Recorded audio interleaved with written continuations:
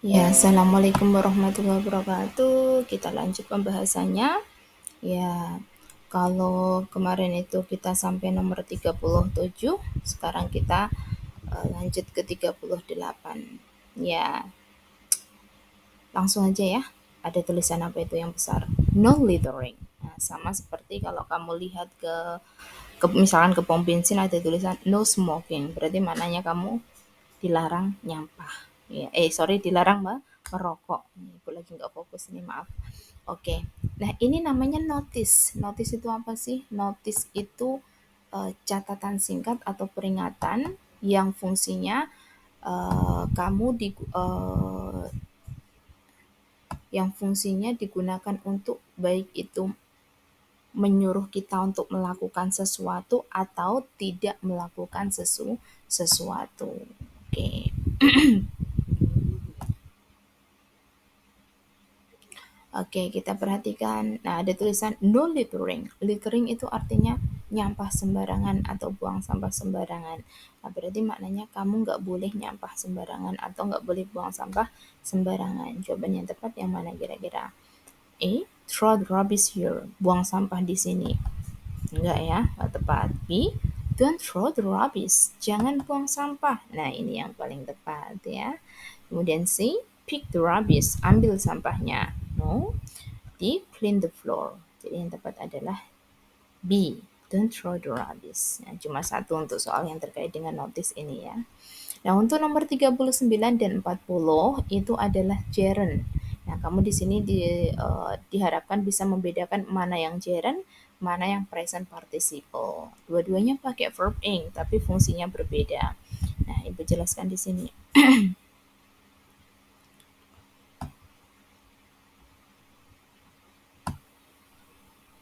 Apa sih gerund, apa sih present participle? Ya, perbedaan antara present participle dan gerund. Kalau present participle itu verb ing tapi fungsinya sebagai kata kerja ataupun sebagai kata sifat, adjektif. Ya, bisa digunakan sebagai kata kerja itu sendiri atau kata sifat. Nah, sedangkan gerund fungsinya verb ing sama-sama verb ing tapi fungsinya sebagai kata benda di sini. Nah, ciri gampangnya mah ketika kita ngomong kita nggak melakukan. Nah, contohnya untuk Jaren, he likes playing football. Dia suka main sepak bola. Kalau ngomong seperti itu belum tentu dia sedang bermain sepak bola, tapi dia hanya suka. Kapan aja mainnya kita nggak tahu. Nah, untuk present participle sama-sama pakai ing-nya. I saw him playing football. Saya melihat dia sedang bermain sepak bola. Nah, sedang bermain sepak bola berarti ketika disampaikan itu dia melakukan. Nah, ini fungsinya sebagai verb dan yang ini gerund sebagai kata benda. Contoh lagi, swimming is a good exercise. Berenang adalah latihan yang bagus atau olahraga yang bagus. Untuk yang present participle, we saw her swimming. Kita melihat dia sedang berenang. Nah, beda kan? Nah, berenang adalah olahraga yang bagus. Nah, itu ketika ngomong tidak dikerjakan. Nah, tapi kalau yang we saw her swimming, kita menyaksikan dia sedang berenang. Dia sedang melakukan berenang.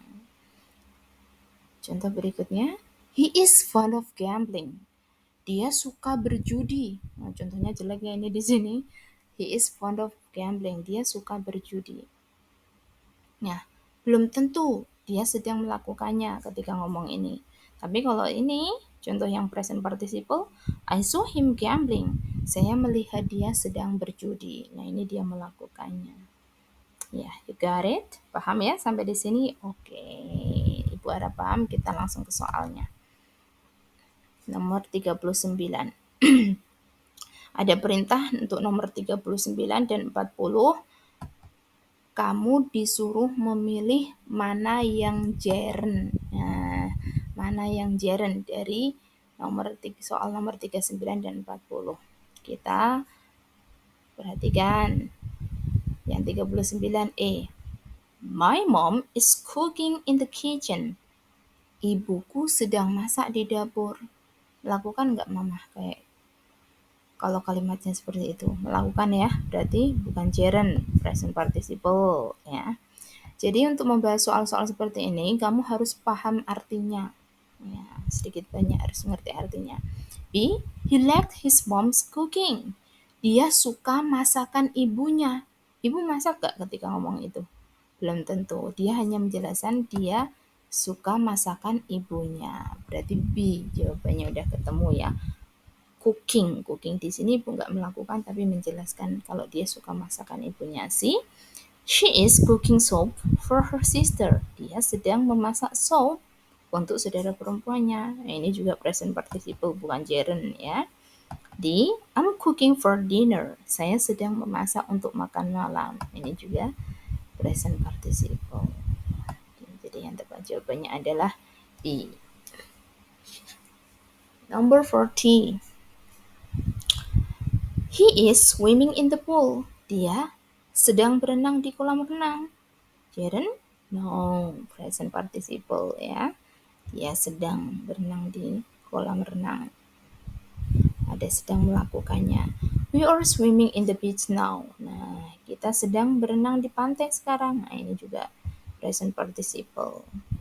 See, my hobby is swimming. Hobi saya adalah berenang. Ketika ngomong hobi, belum tentu kamu saat itu berenang kan? Nah, ketahuan kalau ini adalah yang gerund. Kemudian di Johan is swimming in the river. Johan sedang berenang di sungai. Ini juga bukan jawabannya. Oke, bisa dipahami ya? Oke. Langsung kita lanjut ke soal berikutnya.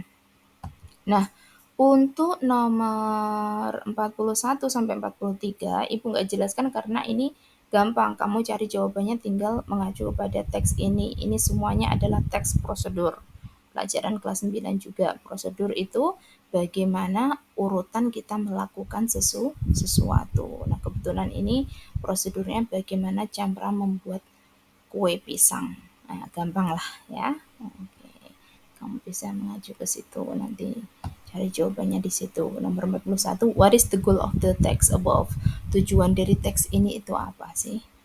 Ya, tujuan goal urutan dari prosedur teks itu atau generic strukturnya itu ada 3. Yang pertama itu goal tujuannya ya. Kemudian yang kedua itu adalah materialsnya, bahan-bahannya, dan yang ketiga steps. Steps itu cara pembuatannya atau cara melakukannya. Ya, ibu-ibu kasih analisa apa di sini deh. Nah, ini itu disebut dengan goal, ya. Nah, goal itu bagaimana cara membuatnya. Urutan. Kemudian ini materials, urutan yang kedua adalah materials yang ini. Kemudian yang ketiga adalah urutannya steps. Ini namanya 3 ini kita sebut dengan 1, 2, 3 ini kita sebut dengan generic structure. Nah, untuk jawabannya kalian temukan sendiri. Nah, kita bahas untuk yang 44 dan 45 aja. Nah, ada keterangan di situ. Untuk nomor 44, fill the blank with correct word given in the bracket. Lengkapi titik-titik itu menggunakan kata yang sudah disediakan di dalam kurung. Nah, ini lebih ke antara present tense ataupun past tense. Tapi kalau ini semua present tense, ya ada keterangan now di sini ya. Ini semuanya present tense. Ya, jadi kamu tinggal pilih aja mana yang paling tepat ya. Oke ya. Kemudian untuk 45. Rubah kalimat A dan B ini menjadi bentuk pasif ya. Kalimat ini semuanya kalimat aktif, kalian rubah menjadi bentuk pasif. Nah, yang pertama, pasif itu gimana sih, Bu? Pasif itu yang dibalik contohnya nih. Saya belajar saya belajar bahasa Inggris. Dibalik belajar bahasa Inggris dipelajari oleh saya. Gitu. Untuk contoh bahasa Indonesianya. Ini Ibu kasih contoh yang lainnya deh. Kasih contoh dalam bentuk lain gitu. Misalkan ada kalimat aktif di sini.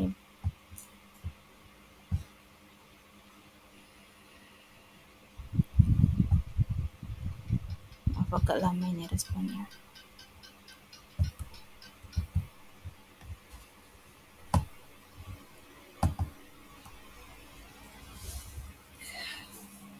Nah, misalkan aja contoh kita buat kalimat aktif. She watch. Maaf. She watch a movie. Nah, ini kalimat present ya. Nah, she watch a movie. Nah, kita rubah ke dalam bentuk pasif.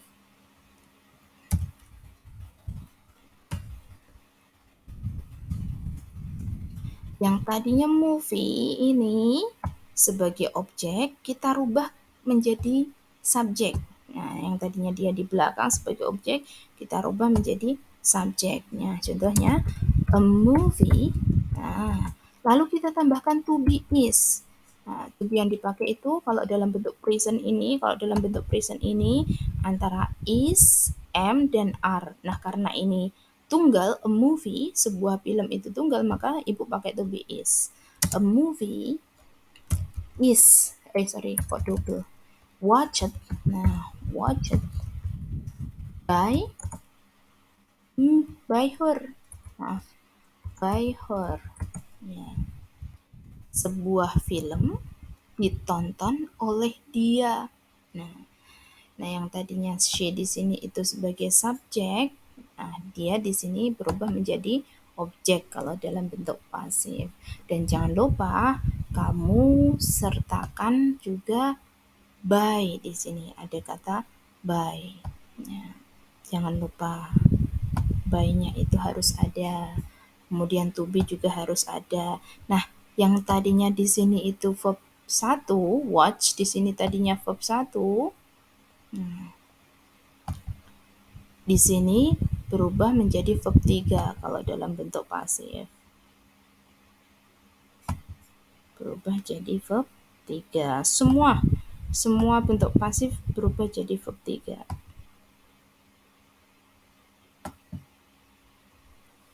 Oke, bisa dipahami ya? Oke, sekarang Ibu kasih contoh yang pas. Tadi ini contoh yang present. Nah, ini contoh present. Ini contoh present. Ibu kesusahan nulis kayak gini ya. Itu contoh present.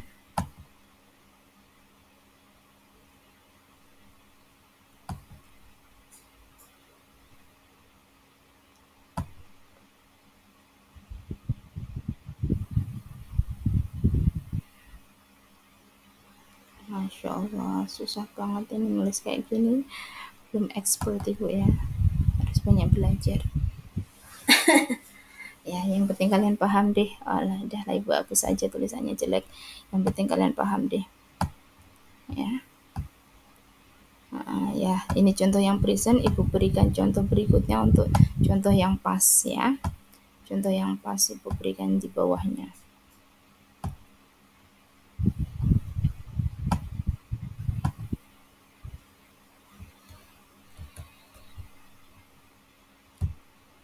Untuk contoh yang pas, Ibu berikan contoh kalimat aktif dulu ya.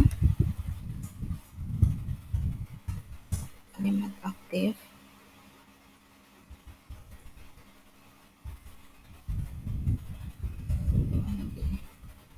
Kalimat aktif. Maaf ya, jangan nggak apa-apa, yang penting kalian paham. Oke, kalimat aktif untuk yang pas, misalkan my teacher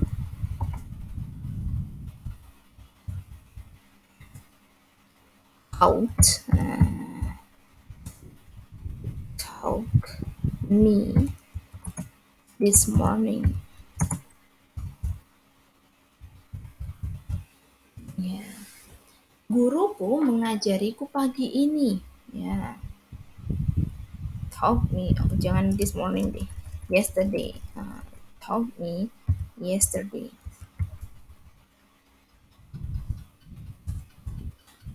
My teacher taught me yesterday. Ya. Ada taught. Nah, taught di sini itu verb 2. makanya dia bentuknya pas. Ya, merubahnya gimana?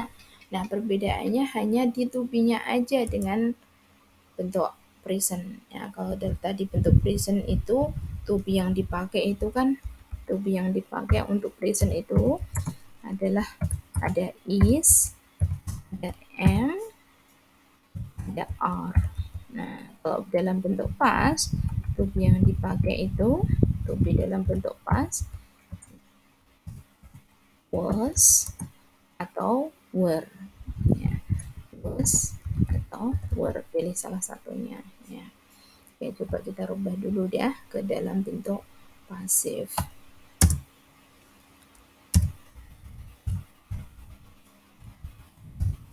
Ingat, yang tadinya dia sebagai objek, kita jadikan subjek. Nah, kalau di atas ini untuk yang she watch a movie, itu kan dia nggak ada kata keterangan. Nah, kalau yang ibu contohkan berikutnya untuk bentuk pas ini kan ada kata keterangan yesterday. Itu nanti posisinya tetap di belakang, jadi dia nggak ikut dirubah ke depan. Ya, dia posisinya tetap sama, nggak berubah. Nah, berarti yang dirubah apa? Yang me ini. Ya, me yang artinya saya ini kita rubah jadikan subjek.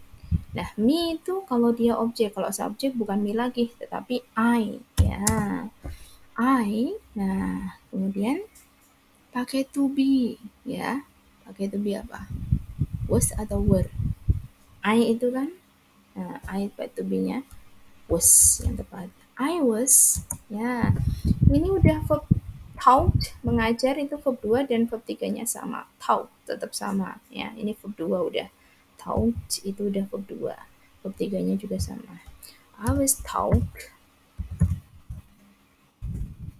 Nah, jangan lupa by my teacher sebagai objek. Nah, yesterday posisinya tetap sama di belakang. Jadi, I was taught by my teacher yesterday. Bisa dipahami ya? Oke,